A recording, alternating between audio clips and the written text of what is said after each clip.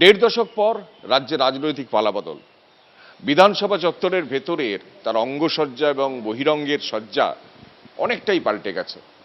আমরা আছি করিডোরে, যে করিডোরের যে সোজা দরজাটা দেখা যাচ্ছে সেটা মুখ্যমন্ত্রীর ঘর। কালকে পর্যন্ত সেখানে মমতা বন্দ্যোপাধ্যায়ের নেমপ্লেট ছিল, আজকে দেখা যাচ্ছে সেই নেমপ্লেট খুলে ফেলা হয়েছে। এখানেই বসবেন শুভেন্দু অধিকারী, রাজ্যের নতুন মুখ্যমন্ত্রী।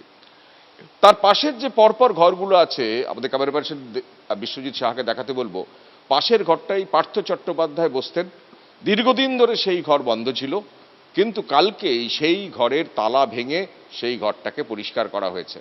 তারপরে মলয় ঘটক বসতেন, তারপর শোভনদেব চট্টোপাধ্যায়, তারপর চন্দ্রিমা ভট্টাচার্য, এবং এই যে একদম আমার হাতের সামনের যে ঘরটা সেটায় বসতেন ফিরহাদ হাকিম। সমস্ত ঘরের যে বাইরে যে নেমপ্লেট ছিল সেই নেমপ্লেট একটার পর একটা সেই নেমপ্লেট সরিয়ে ফেলা হয়েছে, খুলে ফেলা হয়েছে, গোটা জায়গাটাকে পরিষ্কার করা হয়েছে।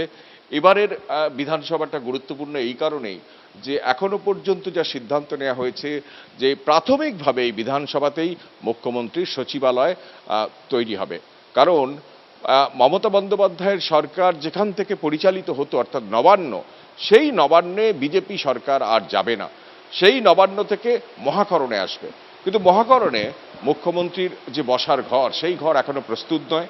যে জায়গা থেকে একটা সময় বুদ্ধদেব ভট্টাচার্য এবং প্রাথমিকভাবে কিছুদিন মমতা বন্দ্যোপাধ্যায় রাজ্যপাট সামলেছিলেন, সেইখান থেকেই রাজ্যপাট আবার নতুন করে শুরু হবে। কিন্তু সেই মহাকরণ যতদিন না প্রস্তুত হচ্ছে ততদিন পর্যন্ত এই বিধানসভার বাইরে যে প্ল্যাটিনাম জুবিলি কক্ষ আছে সেই কক্ষ থেকেই মুখ্যমন্ত্রী সচিবালয়ে কাজ করবে, এমনটাই সূত্র মারফত জানা যাচ্ছে।